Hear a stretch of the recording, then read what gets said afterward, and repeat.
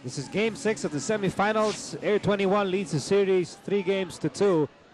Pwede na nilang tapusin ang series sa gabing ito. And they can set the title showdown with Ginebra. Kanya lang itong Magnolia. Hindi naman basta-basta susuko lang.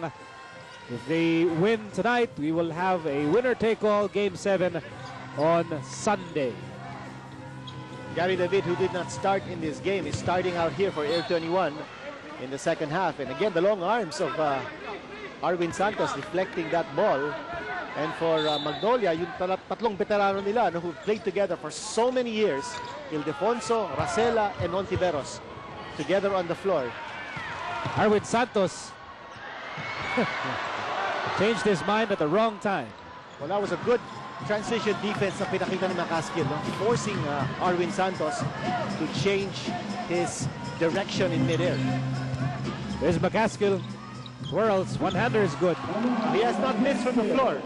And I really think that Magnolia should go to him a lot more. He's going 4 out of 4 with 8 points.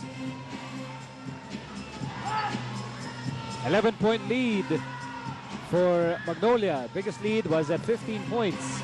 Starting the second half for Air 21, Gary David, who is struggling tonight. Gary Del De Ocampo, Arwin Santos, Stephen Thomas, and the snatcher, Winnie Arboleda. Well, Magnolia's defense is forcing Gary David to pass the ball instead of taking the shot. What a game so far for Rara Racela. Turning back the hands of time with 14 points tonight. And that's the most he has scored since June 4 when he scored 20 points against Welcome. That was a long time ago. Arwin Santos for 3. Oh, sir! Oh, what a save play by Winnie Arboleda. Palabas na yung bola. Yan yung hustle ni Winnie, no? That's what you want from your players. Still a 10-point game for Magnolia. There's Arboleda. Arboleda fires. Scores! TM3 for Winnie Arboleda.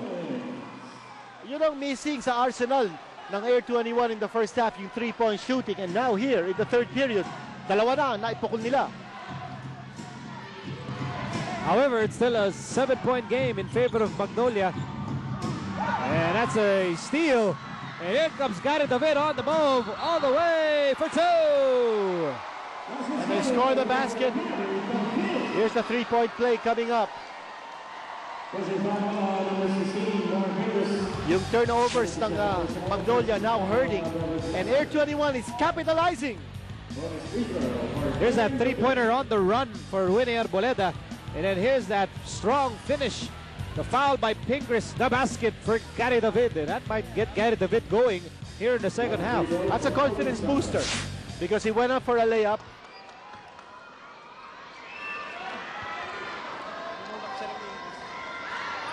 Here's a 3-point play conversion by Arwin Santos because the foul came simultaneous with the shot ni David. Natulak si David ni Pingris. So Air 21 is back in the game dito sa third quarter. Hard starting? Mag-outlast ka! Start agad! Saan na tayo? Ni hao, welcome to China. Huh? China? Drive your way to Beijing in Caltex's Drive the Dream promo. You can win a trip to the Olympic Villages in Seoul and Sydney or to the 2008 Olympics to cheer Team Philippines live. Get a scratch card when you buy from Caltex or Star Mart to join and win instant prizes. 好嘞，玻璃窗擦好了。 Yan ang service. Gas up at Caltex now.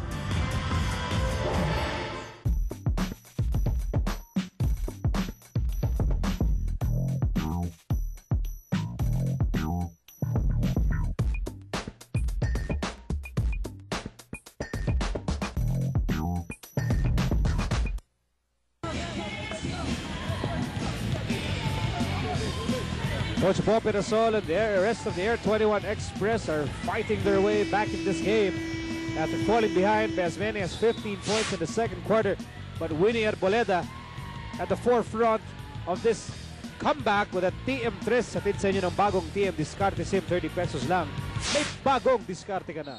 By the way, kanina, correction lang, no? Si Arwin Santos ang nakascore ng free throw to complete the three-point play. And that was because he was pushed simultaneously by Pingris as Gary David took off and made the layup. 4 points na lang ang lamang ng Magnolia, and tough break. Napatapak si Olsen on that sideline near the right corner. So pagkakataon para lalong makalapit ang Air 21. At partner, sunod-sunod natin turnover ng Magnolia. And Air 21 looking very, very good. Very hot in this third quarter. Ito na naman, the three-point shot. PM3 for Arwin Santos. And it's just a 1-point game. Alam mo, partner, I'm sure pinag-usapan yan ni Coach Bob Perasol, no? That they were not going to their perimeter shooting as much in the first half, because I thought that Magnolia did a very good job in their interior defense, forcing Air 21 to miss a lot of open layup shots. And that's why they're going to the outside shot right now, and they're doing very well from the perimeter.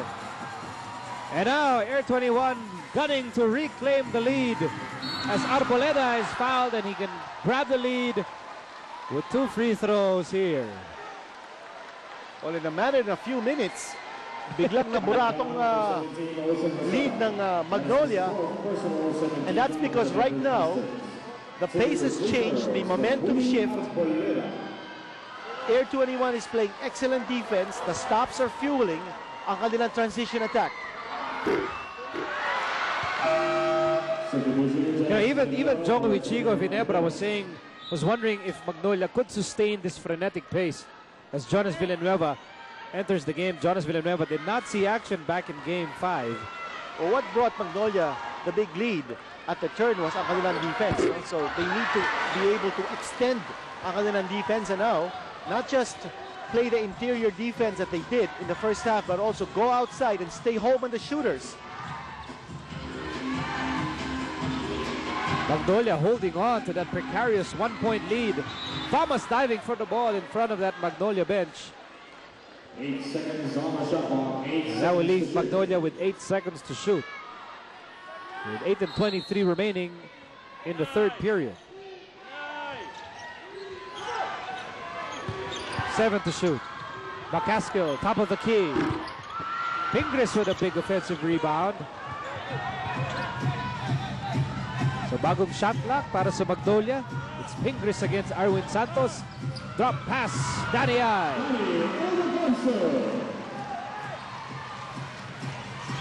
7 points for Daniel Defonso. Back to a 3-point lead para sa Magnolia. A bit of breathing room for the Beverage Masters. And take a look at the stats on capitalizing on turnovers. Sa quarter na to, kita natin, no? Ang Express already with 9 turnover points off those 4 turnovers ng Magnolia. Now, Jonas Villanueva checked in here to play defense primarily on Gary David. That's his role, si Jonas Villanueva.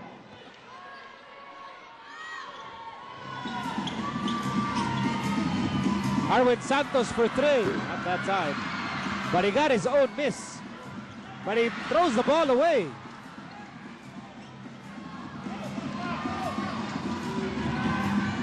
Here's Rosella. 3-point lead para sa Magnolia, 55-52. Caskill outside, Rosella for 3. Thomas with a rebound. But here's a steal, and McCaskill will score, plus a foul.